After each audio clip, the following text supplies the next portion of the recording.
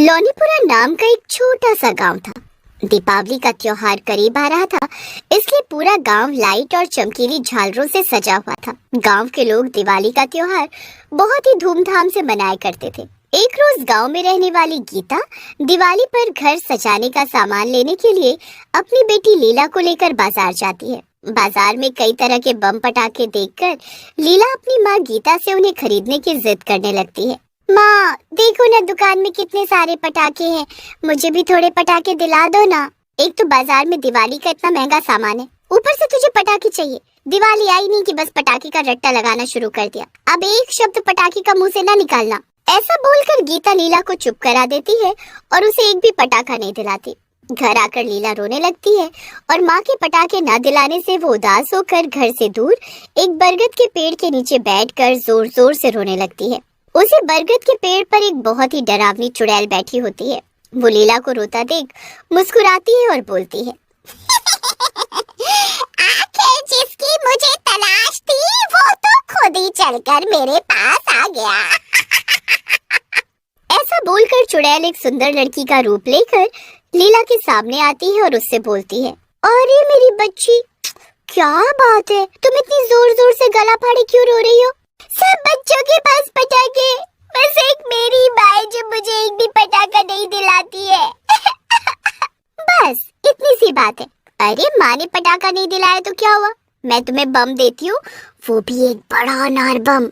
ऐसा बोलकर वो चुड़ैल अपनी जादुई शक्ति से एक बड़ा सा अनार बम लीला के हाथ में थमा देती है। देखा कितना बड़ा अनार बम है? आपको तो जादू भी आता है दीदी? हाँ आता है, मगर इसके बारे में तुम किसी को बताना नहीं, ठीक है?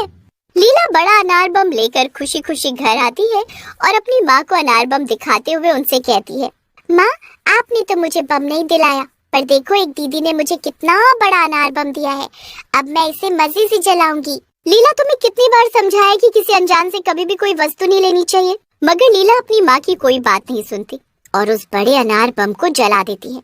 अनार बम को जलाते ही उसमें से रंग बिरंगी फुहार के साथ काफी सारा धुआं भी निकलता है। जैसे अनार बम का धुआं हटता है तो गीता देखती है कि वहाँ पर उसकी बेटी लीला नहीं है। गीता घबराते हुए लीला को सब जगह ढूंढने लगती है, मगर उसे लीला कहीं नहीं मिलती। वहीं दूसरी ओर लीला धुएं के साथ गायब होकर जंगल के एक खंडहर में आ जाती है। खंडहर में अपने सामने चुड़ैल को देखकर लीला बहुत घबरा जाती है। ये मैं कहाँ आ गई? हे भगवान, यहाँ तो चुड़ैल भी है। ज्यादा चिल्लम चिल्ली मचाने की जरूरत नहीं है, सामने तुझे एक बड़ा सा अनार बम दिख रहा है ना, उसी से तुझे बांध कर आसमान में उड़ा दूंगी। ऐसा बोलकर चुड़ैल जोर जोर से हंसने लगती है और वहाँ से गायब होकर फिर से एक लड़की का रूप लेकर गांव में आ जाती है। तभी पास में ही एक सोनू नाम का बच्चा खेल रहा होता है। वो चुड़ैल सोनू को एक बड़ा अनार बम दिखाकर उसे अपने पास बुलाती है। सोनू अनार बम के लालच में उस लड़की के पास चला जाता है। बेटा दिवाली आ रही है तो तुम्हारा भी मन पटाखे जलाने को करता होगा ना, इसीलिए देखो मैं तुम्हारे लिए कितना बड़ा अनार बम लेकर आई हूँ, इसे जलाने में तुम्हें बहुत मजा आएगा। सोनू अनार बम को देखकर बहुत खुश हो जाता है और बिना कुछ बोले ही वो अनार बम लेकर वहाँ से चला जाता है। अरे सोनू, ये इतना बड़ा अनार किसने दिया? माँ पहले तो मैं अनार बम जलाऊंगा, उसके बाद बताऊंगा कि किसने दिया। ऐसा बोलकर सोनू अनार बम जलाता है। उसके अनार बम जलाते ही वो भी अनार के धुएं में गायब होकर खंडहर में चुड़ैल के पास पहुंच जाता है। चुड़ैल मर गया, अनार बम में चुड़ैल निकली। चुप, एकदम चुप, अगर ज्यादा शोर मचाए ना तो तुझे अनार बम से चिपका कर आसमान में उड़ा दूंगी। अब तू भी इस लीला के साथ बैठकर मजे कर, मैं अभी आती हूँ। ऐसे बोलकर चुड़ैल अपने शैतान देवता की मूर्त के पास जाती है और उसके पास ही में एक बड़ा सा अनार बम रखा होता है। ऐ मेरे मालिक, बस कुछ ही दिनों में मैं अपने लक्ष्य में कामयाब हो जाऊंगी। दिवाली पर मैं 9 बच्चों की बलि देकर इस अनार बम पर इनका खून लगाकर इसे जलाऊंगी, तभी मुझे मेरी खोई हुई शक्ति वापस मिलेगी और उसके बाद मैं और भी ज्यादा ताकतवर हो जाऊंगी। उसके बाद ही मैं इन गाँव वालों से अपना बदला ले पाऊंगी। कई सालों पहले इन गांव वालों ने मुझे दिवाली वाले दिन बहुत सारे अनार बम से बांधकर उसमें तंत्र मंत्र फूंक कर जला दिया था ना, अब इस दिवाली पर मैं इन गांव वालों का दिवाला निकालूंगी। ऐसा बोलकर चुड़ैल जोर जोर से हंसते हुए वहाँ से गायब हो जाती है और गांव में एक और बच्चे को अपना शिकार बनाती है। आए दिन गांव में बच्चे गायब हो रहे थे, जिस वजह से पूरे गांव में हाहाकार मचा हुआ था। तभी गंगा की छोटी बेटी मीना एक बड़ा अनार बम लेकर आती है, जिसे देख गीता मीना से बोलती है, ये बड़ा अनार बम कहाँ मिला, किसने दिया? अरे कुछ तो बोल मीना। एक सुंदर दीदी ने मुझे ये अनार बम दिया है, और पता है माँ, वो जादू से और भी अनार बम बना सकती है। उन्होंने कालू को भी अपने जादू से एक बड़ा अनार बम दिया है, पर उन्होंने ये बात किसी को भी बताने से मना किया है, इसलिए आप भी किसी को मत बोलना। मीना की बात सुनकर गीता घबरा जाती है और मीना से बड़ा अनार बम छीनकर गांव वालों के पास ले जाती है और सभी लोगों से कहती है। ऐसा बोलकर सभी गांव वाले उस बड़े अनार बम को ले जाकर पुजारी जी को दिखाते हैं। इस बड़े अनार बम को देखते ही मैं समझ गया कि ये जंगल के खंडहर में रहने वाली चुड़ैल का काम है। कई साल पहले हमने उस चुड़ैल को तंत्रों से अनार बम में बांधकर उसकी शक्ति छीन ली थी। पुजारी जी अपनी आंखें बंद करते हैं और कुछ देर बाद अपनी आंखें खोलकर बोलते हैं, उस चुड़ैल ने जंगल के खंडहर में सभी बच्चों को बंद किया हुआ है। दिवाली के दिन उसे बच्चों की बलि देने से रोकना होगा, नहीं तो अनर्थ हो जाएगा। मैंने देखा कि उस खंडहर में एक बहुत ही बड़ा अनार बम है। मैं अपनी बच्ची को उस चुड़ैल के हाथों मरने नहीं दूंगी। कुछ भी करके मैं अपनी बच्ची को बचा कर रहूंगी।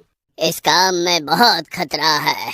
अगर चुड़ैल को जरा भी भनक लगी कि तुम अपने बच्चों को उसके चंगुल से बचाने आए हो, तो वो तुम्हें भी नहीं छोड़ेगी।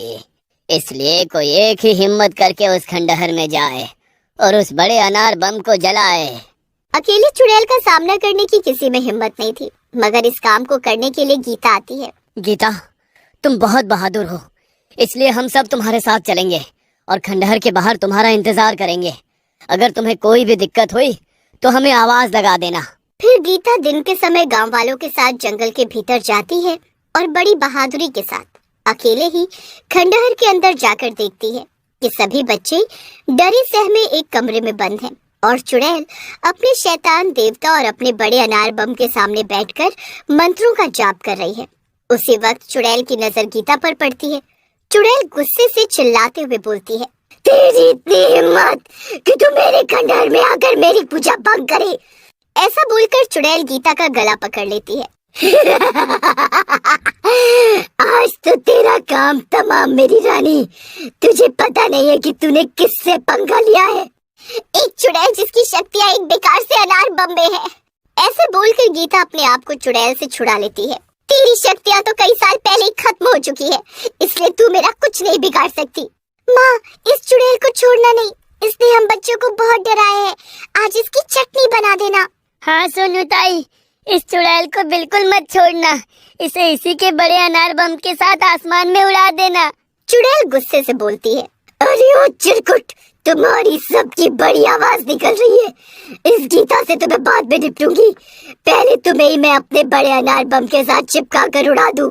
तभी गीता मौके का फायदा उठाकर चुड़ैल के बड़े अनार बम में आग लगाकर उसे जला देती है। जैसे अनार बम जलता है, वैसे ही वो चुड़ैल भी फुलझड़ी के जैसे जलने लगती है।